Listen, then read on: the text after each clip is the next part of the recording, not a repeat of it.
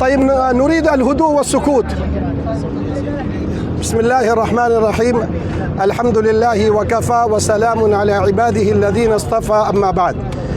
أيها الأحبة، أولا نرحب بكم في هذه الرحلة على متن هذه الحافلة، وفي هذه الرحلة المباركة نرحب هذه الوجوه النيرة الطيبة المباركة. أيها الإخوة الأكارم، إن هذه الرحلة ليست هي رحلة ترفيهية فحسب، بل هي رحلة علمية ثقافية دعوية أيضا. فنحن من خلال هذه الرحلة سنتعلم أشياء كثيرة، كما أننا نريد من خلال هذه الرحلة تكوين البيئة العربية. وسأشرح لكم في افتتاح البرنامج بعض الأشياء، ولكن الآن بداية نقول بارك الله فيكم، نخلص نياتنا ولا نجعل نياتنا فقط الترفيه والتسلية، بل نجعل من نياتنا هذا السفر سفر العبادة وسفر العلم. وكذلك أيها الإخوة أن نلتزم بالآداب الإسلامية. ولا شك في أنكم طلاب العلم الشرعي، فلا بد لكم أن تزينوا أنفسكم بالآداب الإسلامية. وكذلك من أهم الأمور في هذه الرحلة أن نطيع الأمير. فأميرنا فضيلة الشيخ علاء الدين الندوي حفظه الله. وكذلك يجب على كل طالب أن لا يخرج إلا بإذن، وأن لا ينفرد إلا بإذن، وأن يكون مشاركا في الأعمال الجماعية والاجتماعية أيضا. فلا يكون واحد يتفرد ويذهب بنفسه إلى مكان ما. ثانيا، احترام الزملاء وتقديرهم، وقبل ذلك احترام الأساتذة والمشرفين أيضا وتقديرهم. وكذلك أيها الإخوة نحافظ كل المحافظة على أداء العبادة، خاصة الصلوات في المساجد. ويكون شعارنا في هذه الرحلة نحن لله وإلى الله، فكل أعمالنا لله، مع الاحتساب بأننا إذا رجعنا إلى الله عز وجل فالله عز وجل يعطينا الأجر والثواب. لذلك الشيخ إلياس رحمه الله كان يحرض الشيخ أبي الحسن الندوي على أن يخلص ويحتسب الأجر من الله سبحانه وتعالى. وقد ذكر الشيخ محمود الحسني قصة الشيخ إلياس رحمه الله والشيخ أبي الحسن الندوي رحمه الله، القصة التي تدل على أهمية الإخلاص في كل قول وعمل. ثم أيها الإخوة لا بد أن نكون مؤدبين، لأنكم تعرفون بسلوككم وبطريقتكم وبكلامكم. وكذلك ينبغي للطلاب أن يحافظوا على النظافة. المحافظة على النظافة من أهم الأعمال أيضا، لأن يا إخوان الإنسان يعرف بطريقته وبسلوكه وبهيئته. إذا تركت المكان نظيفا فالناس يفهمون ويظنون مباشرة أن هؤلاء لهم تربية صالحة، تربية دينية. وأنتم تعرفون الطهارة نصف الإيمان والنظافة شطر الإيمان، فينبغي لكم أن تجعلوا في الغرفة أو المكان الذي تجلسون فيها أو الملعب أو أي القاعة التي نحن نقيم فيها البرنامج، أيها الإخوة، لا بد لنا أن نحافظ على نظافة تلك الأماكن.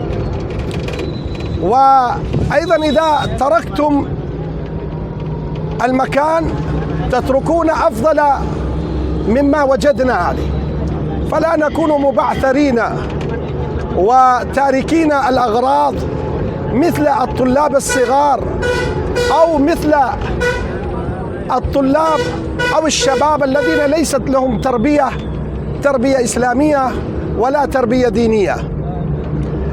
فكذا فنأمل من الجميع أيضا التوجه إلى هذا الجانب، وهو أن لا نغادر المكان إلا أن ننظف ونحافظ. فتكون معكم الأكياس البلاستيكية تضعون فيه القمامة أو الأشياء الذي إذا استخدمتم اتركوه في مكان السلات النظافة وغير ذلك، فهذا من أهم الأمور أيضا. وكذلك نأمل من الطلاب أن لا يتحدثوا فيما بينهم إلا باللغة العربية، هذا اليوم وهذه الساعات لتكوين البيئة العربية أو الجو العربي، حتى أقول يعني البيئة العربية، أكثر من ذلك أقول جو عربي، لكي الجميع يتحدثون فيما بينهم. حتى مع طلاب تلك المدرسة لا تتحدث معهم إلا بالعربي إلا إذا اضطررت إلى التكلم بغير اللغة العربية، فهذا لا بأس. فحاولوا أول شيء أن تتحدثوا وتتكلموا حتى مع طلاب مدرسة الحرم باللغة العربية. ونحن دعونا بعض الطلاب للمشاركة من بعض فروع ندوة العلماء أيضا، فهؤلاء الطلاب الصغار سيحضرون ويتعلمون منكم أيها الإخوة. أنتم الكبار وأنتم تستطيعون أن تعلموا صغاركم، نعم، وهم ينظرون إليكم ويسلكون مسلككم. فلذلك ينبغي للطلاب أن يعتنوا بهم عناية خاصة. الأمر أيضا كذلك أيها الإخوة من أهم الأمور عندنا أننا نشارك في جميع البرنامج التي خصصت لنا مع الحضور، نعم، في جميع البرنامج، لأن بعض المرات وجدنا أن الشباب إذا خلص دورهم يذهبون ولا يبالون بالآخرين. فأهم من الأمور أيها الإخوة أنت تحضر وتستمع الآخرين، لا تسمع الآخرين فقط، بل لا بد أن تستمع الآخرين، فمن خلال الاستماع تتعلم كثيرا. نعم، قد يخفى عليك بعض الأشياء، ولكن من خلال الاستماع بإذن الله عز وجل ستستفيد كثيرا بإذن الله. وأيضا أيها الإخوة غدا بعد صلاة الفجر نجلس في المسجد إلى الإشراق،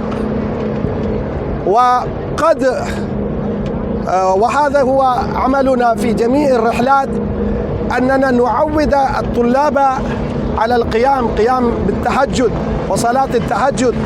فقبيل الفجر سنأتيكم ونوقظكم لأداء صلاة التهجد والتوجه إلى المسجد، فنتوجه إلى المسجد. وهذا اليوم نضحي بنومنا وبراحتنا لأجل الله سبحانه وتعالى. فأيضا غدا بعد صلاة الفجر سيكون عندنا دروس القرآن بإذن الله باللغة العربية، ثم بعد ذلك الأساتذة الكرام والمشرفون سيجلسون معكم ويتحدثون معكم 10 دقائق أو ربع ساعة، وبعد ذلك نترك المجال لشبابنا للترفيه والتسلية وللعب بإذن الله عز وجل. هناك مباريات بإذن الله، يعني فرق جاهزة ما شاء الله وهم متحمسون جدا، فإن أتيح الفرصة فتلعبون كريكت وكرة القدم وجميع الألعاب، وهناك أنا خصصت لكم بعض الألعاب المشوقة بإذن الله عز وجل ستجدون أثار، وأيضا من خلال هذه الألعاب تتعلمون اللغة العربية وتنهلون من مناهل العربية بإذن الله عز وجل. كذلك سنقوم ببعض البرنامج الأخرى، ونحن أحضرنا لكم جوائز قيمة أيضا، فابشروا ولا تيأسوا. نعم، فبإذن الله عز وجل هذه الرحلة ستفرحكم إن شاء الله، وستكون انطلاقا للتعلم اللغة العربية ولتكوين الشخصية العربية. أقول لكم فلتكوين الشخصية العربية، هذا ما شاء الله عبد الله شارك معنا، والدكتور يوسف هذه مرة ما شاء الله يوسف القرضاوي معنا موجود، فستتعلمون من فضيلة الشيخ الدكتور يوسف القرضاوي، ومعنا رئيس بتكل الشيخ عبد الله المجاهد كذلك ما شاء الله من كبار المحققين، أبوه من المحققين وهو ما زال من المحققين. فما شاء الله نخبة من الشباب، ونحن نفرح بوجودكم وأن نسعد بوجودنا معكم كذلك. فالتبادل بالسعادة والفرح موجود.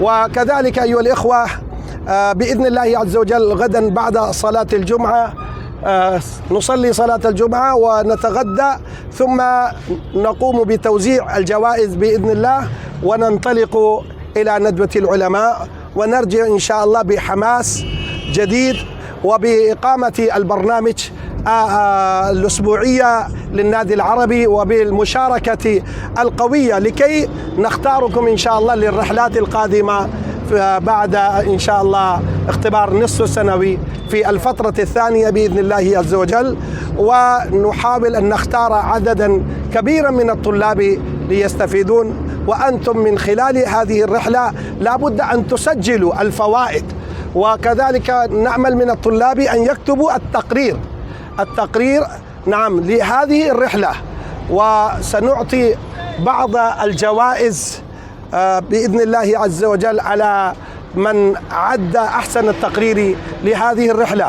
فهذه تعودوا على هذه الأشياء من خلال هذه الرحلات، اكتبوا بعض الأشياء الذي يعجبكم، وإذا في شيء ترون أنك نحتاج التوجيه وغير ذلك أو الإرشادات أو الاستشارات، فنحن نقبل منكم بكل ترحيب، فأنتم منا وإلينا ونحن منكم وإليكم، فلسنا غرباء ولم نأتي من مكان أو من الكوكب الثاني، فنحن نستفيد فيما بيننا بإذن الله عز وجل. أما شيخ يوسف قد حضر من كوكب آخر، فهو يرى مخلوق غريب،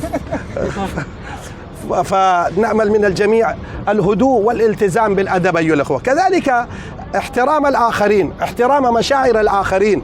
ونعم يا إخوان هذا الشيء مهم، وأيضا تكوين البيئة الودية نعم والتعاون، هذا أيضا نسيت هذا الشيء، وهو من أهم الأمور في الرحلات، تكوين البيئة أيها الإخوة الودية نعم والمحبة والتعاون فيما بيننا، نكون متعاونين جميعا. وخصصنا بعض الإخوة لبعض الأعمال، وليس معنى ذلك أن نحمل هؤلاء فقط هذه الأعمال، بل نحن كل واحد منا يكون في الخدمة، ويعرف الناس في الرحلات والأسفار نعم.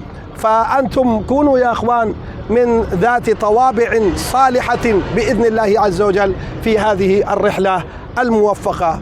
أكتفي على هذا القدر، وإلا سيطول الكلام نظرا للإحراج في هذا الطريق، ننظر ماذا حدث. فإن شاء الله سنكمل بعض الأشياء في جلسة افتتاحية بعد صلاة المغرب إن شاء الله، وإلى ذلك الحين نودعكم الذي لا يضيع ودائعه. أسأل الله سبحانه وتعالى أنه كما جمعنا في هذا المكان وفي هذه الرحلة المباركة أن يجمعنا وإياكم تحت ظله يوم لا ظل إلا ظله، وأن يدخلنا الجنة بفوز رضوانه وبرؤيته سبحانه وتعالى، إنه ولي ذلك والقادر عليه. والسلام عليكم ورحمة الله وبركاته.